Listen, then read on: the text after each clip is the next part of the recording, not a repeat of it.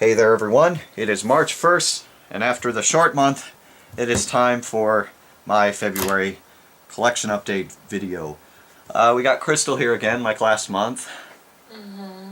If you can hear her, I don't know, hopefully you hear her. So loud. So, we got a little bit of everything but posters and stuff this month. So we got CDs, DVDs, Blu-rays, and video games. Definitely a smaller video than the last couple months, especially not the hour-long one that I did last month. Jeez, that was a long one. So this one should be significantly shorter than that. Definitely, like, every section has something special at the end of it, I'd say. Like a couple things I didn't expect to get, like specifically in CDs and DVDs. Some of it I wasn't expecting this month, or just wasn't expecting to get it all. The video games are coming last, and there's special stuff in that, but that was all stuff I knew I was already getting, but because of what it is, it's last. So we'll start off with CDs. We will start off with this. This is the newest Sabaton CD, Heroes. Came out late last year. I forget, it's 2015 sometimes. I actually really enjoyed this album a lot. I think next to The Art of War, this is my favorite album of theirs I've heard so far. And I only have The Art of War, Carolus Rex, and or Corolius Rex, however you want to pronounce it. And then this. I do really like this album. Art of War is fantastic, though. I should probably give the other one a chance and listen to it again. But definitely just a power metal. You know, I saw these guys at Prog Power the first year I went. None of this was in the set list, though. But very good album. A lot of... Basically, all their lyrics are about war and actual events that took place during, like, every war you can think of. You know, World War II, World War I, old wars in, like, Europe from before America was even, you know, a country. So there's a lot of stuff that, you know, people wouldn't necessarily understand unless you look it up or something. But very good album, a lot of fun to listen to. Then go on to, yes, the final two CDs in a discography for a band that I am way too into right now, that being Pain of Salvation. This is their last two albums, which is in two parts. It's one album in two parts. That being Road Salt. So here is number 1 and number 2. Definitely different for this band. Not quite what I was expecting. It's way different, and it feels like it was recorded straight out of the studio. It doesn't feel like it was, like, messed with, or not messed with, but like enhanced, like, it just feels like it was like a live recording, basically, almost. Because the quality isn't necessarily as good, especially the vocals and stuff. Like, there's like microphone distortion and stuff because, or like when he goes loud and stuff. Road Salt 1 was really, I wouldn't say boring. There were some really weird songs on here. There were some good ones. Linoleum was alright. Sisters is just a disturbing song. But kind of disappointing otherwise. But Road Salt 2 was really good. They definitely got better when it hit Road Salt 2. Not their best albums. I'd say at least Road Salt 2 is better than a little bit of their discography. I should probably listen to a little bit of, you know, them again. I still am obsessed with Remedy Lane and Perfect Element. So yeah, that's pretty much all of their discography. They did just release a acoustic album, which has a bunch of acoustic versions of songs, plus a couple, like, cover songs and a new song. Don't know if I'm ever going to buy that, because meh, I might. But we'll see. Pain of Salvation. Freaking love this band. Then finally, to close this out, is something I didn't expect to get till the end of March, because that's when it was advertised as being sent out. Is the Super Smash Bros. Soundtrack, directly from Club Nintendo. 2 discs, red and blue. The red one is apparently songs from the 3DS version, and Blue is songs from the Wii U version. I was really surprised at how freaking kick-ass this album is. There's some really good songs, a redone version of Gerudo Valley from Ocarina of Time, which is fantastic, a rock guitar cover of Ballad of the Goddess, which is also awesome, but really surprised to get this because it was supposed to ship out in March. Also, I might as well talk a little bit about Club Nintendo, since it was announced this last month that it's closing down completely. That sucks, because I had a bunch of coins on there. I ended up spending them, all but 5 of them, on some stuff that I should be getting sometime in the next couple months, and they'll be in this video. They are all Zelda related, so I can give that information away, but you'll see what they are once I get them. It sucks that Club Nintendo is ending, but they have come out and said we're going to make a new reward system eventually. I'm just hoping it's something as good as Club Nintendo, because it's just a fantastic idea. There were a lot of really good rewards for it. I mean, for a long time, there's always been like digital games for the Wii and the Wii U and the 3DS and DSi and stuff. They had a lot of stuff on there. But the physical rewards is why I really enjoy it. Like, you know, stuff like this, but this was something that I didn't have to pay for. I also got the Majora's Mask soundtrack because of Club Nintendo, which is something I never thought I'd get. And then for a long time there was like a gold nunchuck, which unfortunately I don't have. I still wish they would have put that back up. That would have been awesome. I got the original NES remix on there now that I think about it. I got this lithograph and like a calendar for it. I've gotten some posters, those Link Between Worlds posters I got from there. There's just a lot of stuff I've gotten from that, and it sucks to see it go, but hopefully what takes its place is even better, you know? One can hope.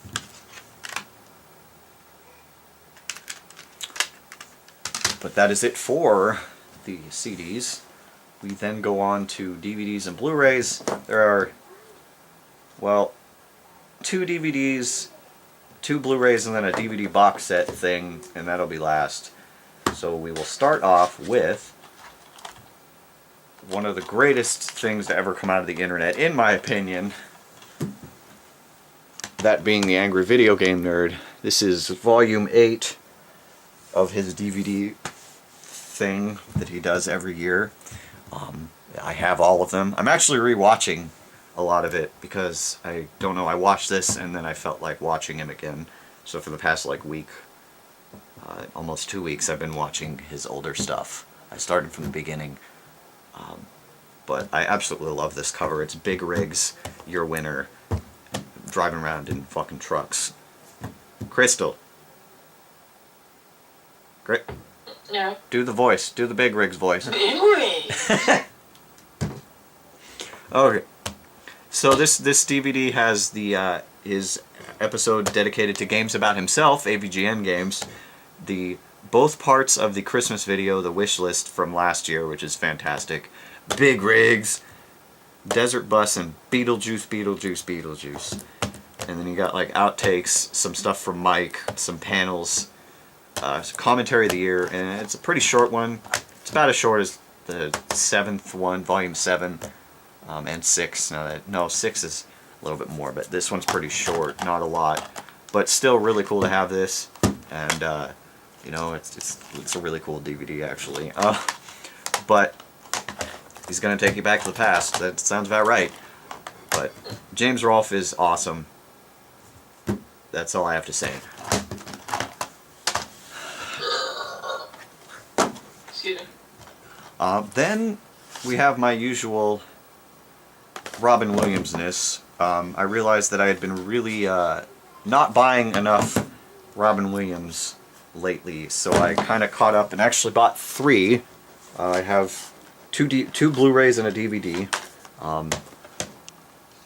First up here I got 1 Hour Photo, like a special edition. This is like a re-release on Blu-ray, because this isn't the original cover that I remember from it, but it's like a re-release from actually 2013.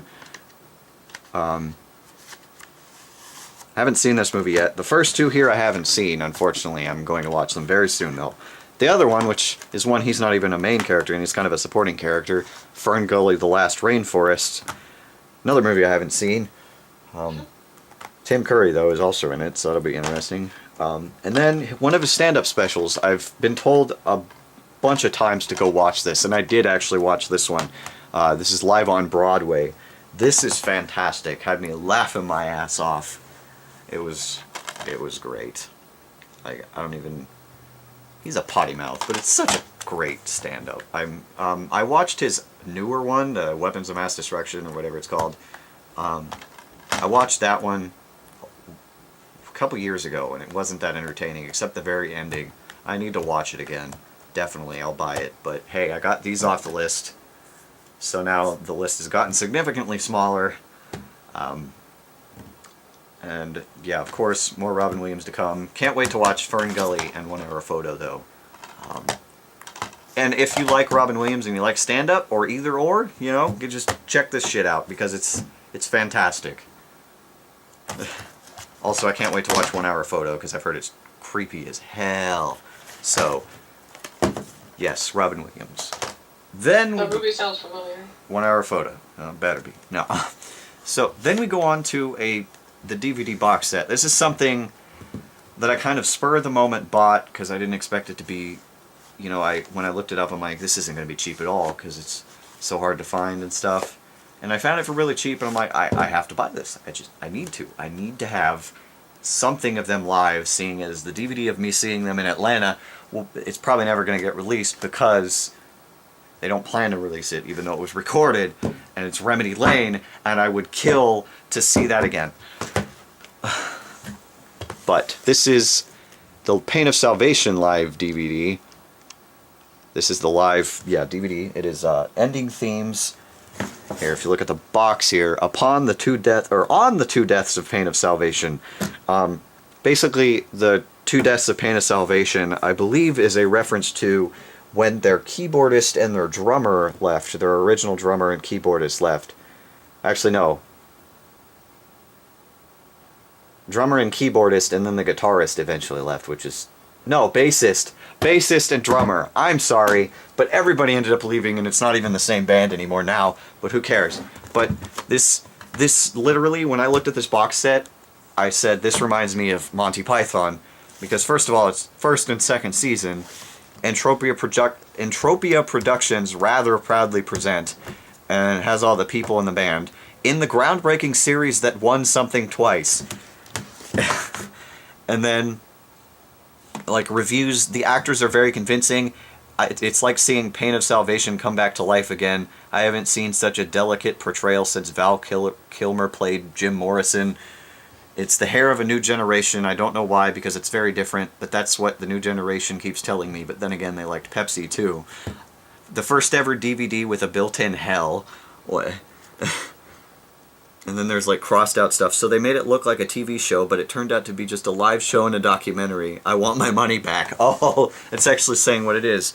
Absolutely, I absolutely hated it. If there's one film you should never see this year, or any other year, it's got to be this one. And Titanic, of course. They have fake reviews on the back. I mean, come on. That is fantastic. I didn't actually read these. But basically, this first disc here, this is... Sometimes Death is Just Not Enough. This is just a documentary that talks about their very first headlining tour in Europe, and it's really cool. It's like half in Swedish, half in English, but there's subtitles and stuff. It's really cool to see like how exactly they set everything together. And then there's this. I don't really need to read this because I'll be sitting here for 2 hours reading all this stuff, but then the second disc here is the actual live DVD. Their first Death Just Wouldn't Take. This is the live DVD of one of their concerts. Fantastic DVD.